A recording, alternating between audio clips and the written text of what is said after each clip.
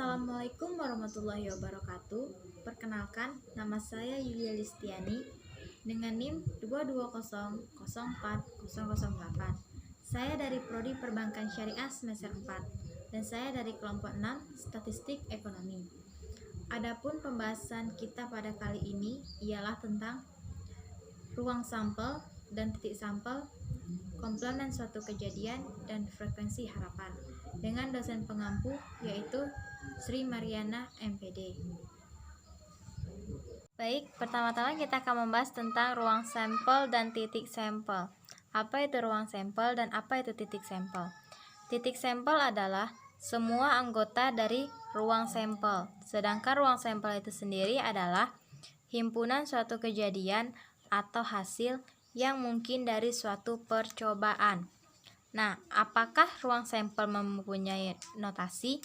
Jawabannya ya. Notasi dari ruang sampel itu sendiri yaitu S sama dengan ruang sampel dan NS sama dengan banyaknya ruang sampel. Kita kembali lagi ke pengertian ruang sampel. Ruang sampel itu tadi mempunyai pengertian himpunan suatu kejadian atau hasil yang mungkin dari suatu percobaan. Nah, di sini ada kata-kata percobaan tuh. Percobaan seperti apa sih yang dimaksud? Percobaan yang dimaksud itu biasanya menggunakan koin atau dadu. Nah, kita ambil contoh dari koin. Koin kan mempunyai dua sisi, yaitu sisi angka dan sisi gambar.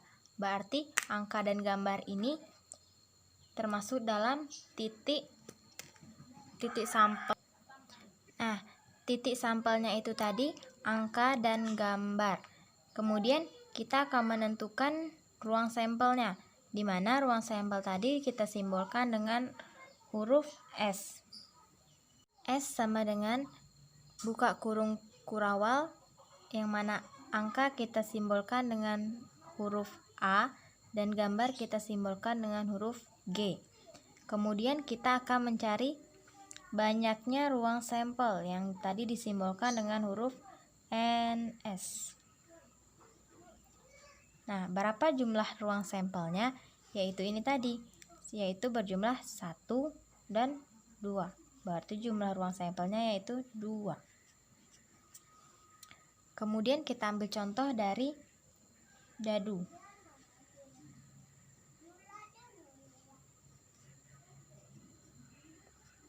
Dadu itu kan berbentuk persegi yang mempunyai 6 sisi. Berarti titik sampelnya yaitu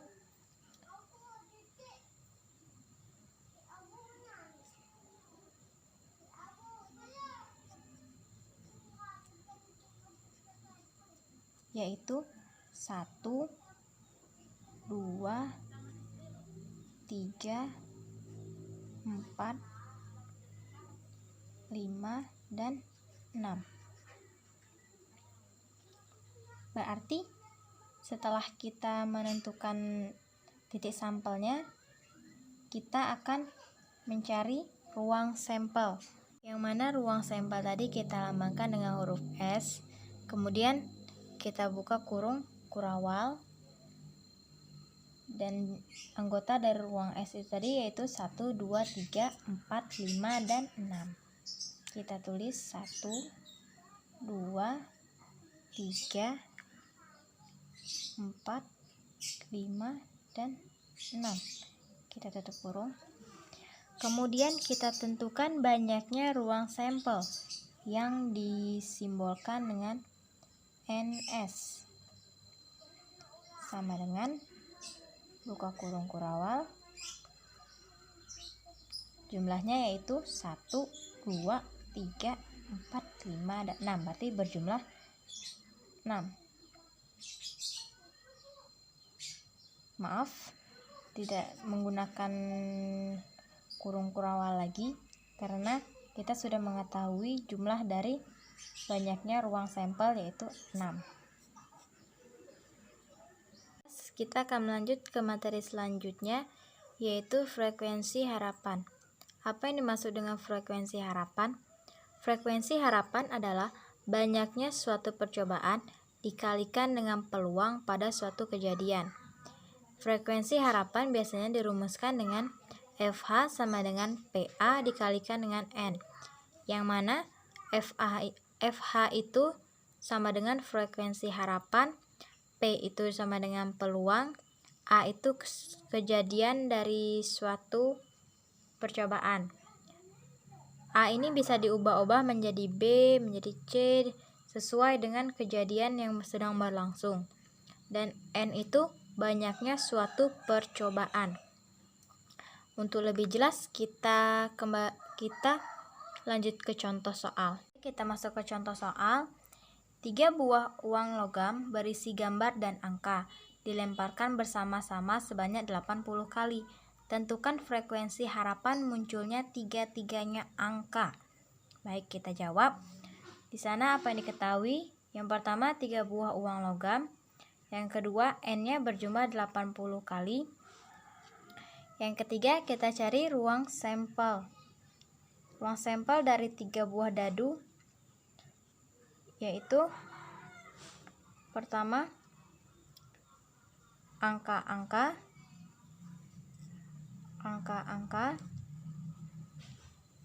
kemudian angka-angka gambar, kemudian angka gambar angka, lalu angka gambar-gambar, kemudian gambar-gambar-gambar,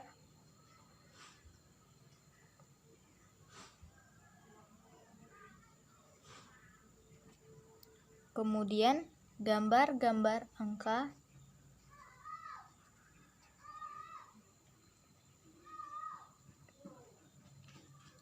kemudian gambar angka-angka,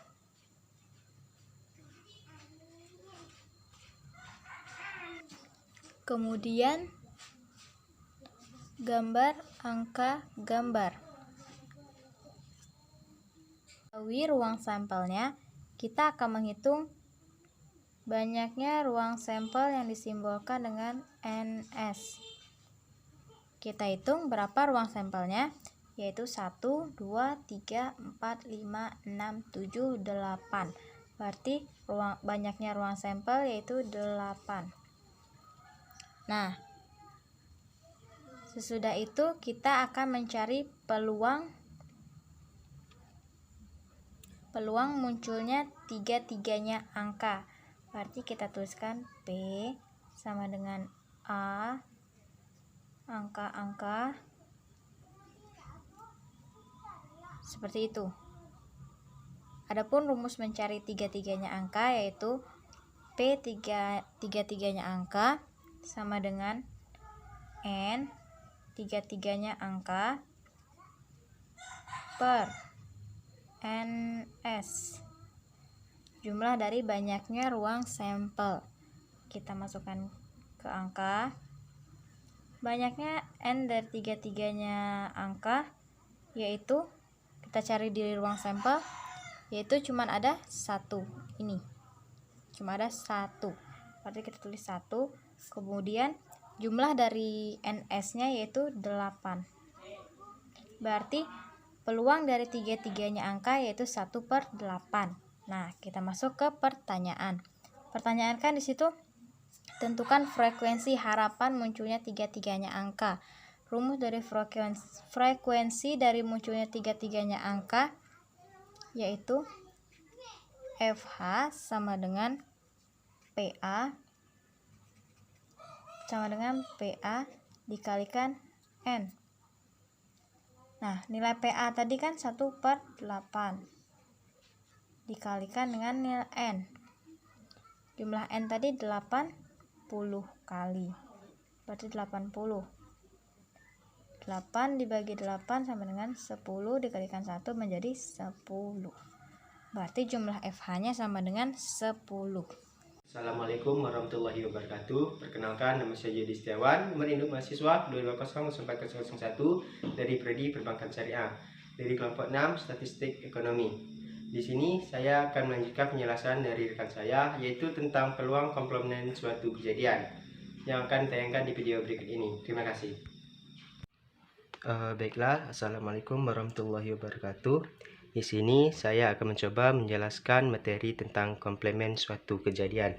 Apa sih komplement suatu kejadian itu?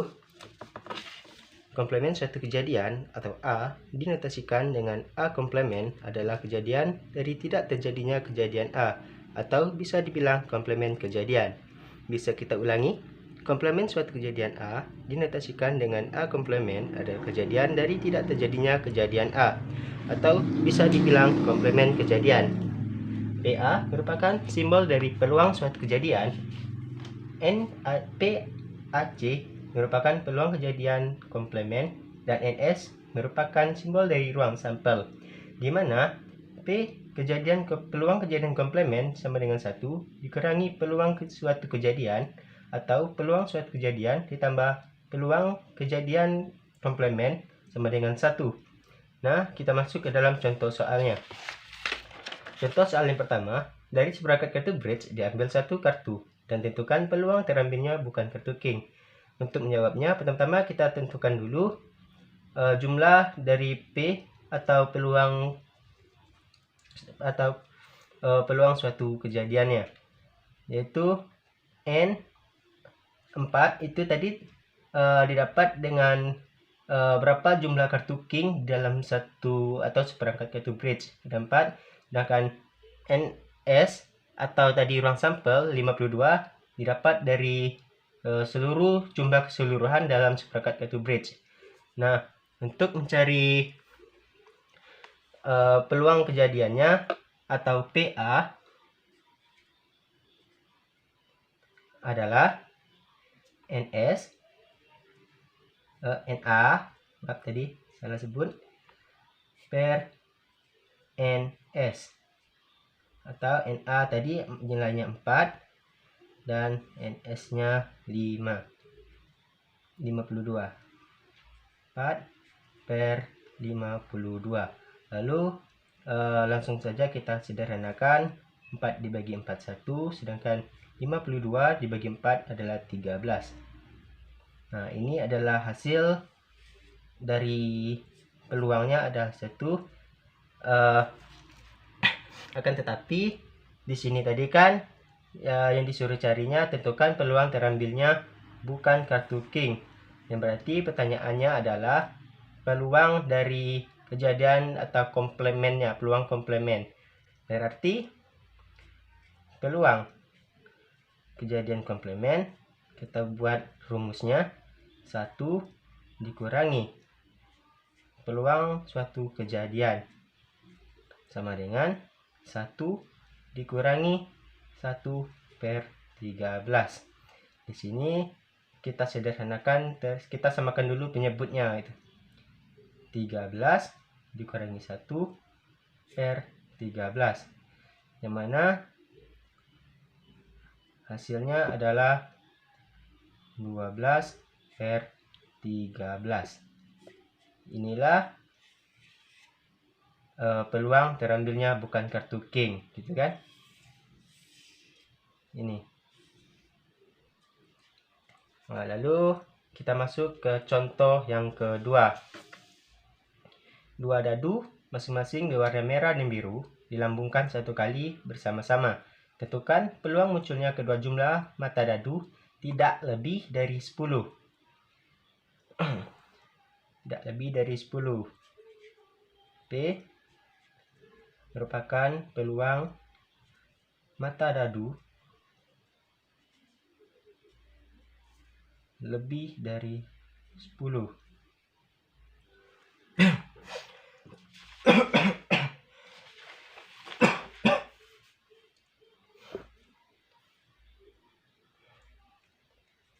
A lebih dari 10 bisa kita lihat dari sini. Yang lebih dari 10 yaitu 5,6, 6 per 6, ini 5 per 6 per 5 ya, maaf salah, ini 5 per 5, 6 per 5 dan 6 per 6. Kita tulis di sini 5 per 6, 6 per 5, 5, dan 6:6. Nah, ini adalah peluang metadadu lebih dari 10. Lalu kita tulis NA-nya, jumlahnya ada 3,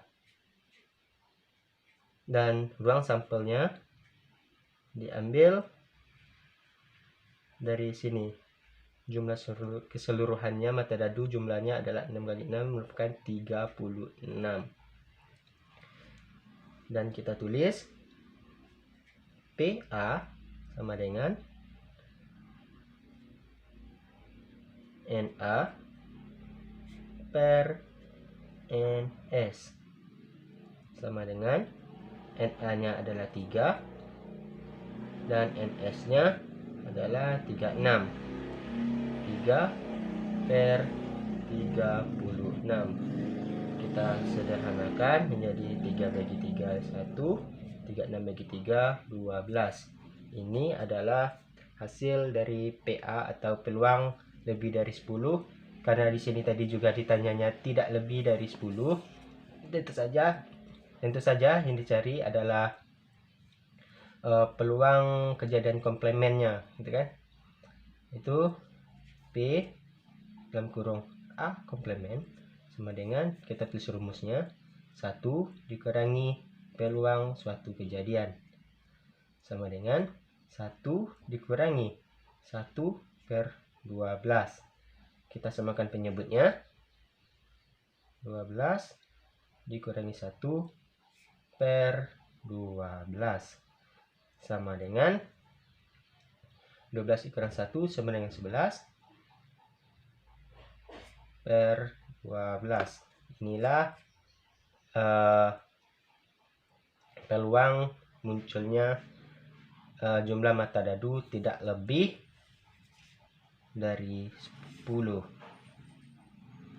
Oke, mungkin ya inilah caranya, dan itulah mungkin yang dapat saya sampaikan, atau ya karena saya juga masih dalam pembelajaran, gitu kan. Lebih dan kurang saya mohon maaf, dan saya tutup, dan kita masuk ke dalam materi yang materi berikutnya yang akan dijelaskan setelah ini.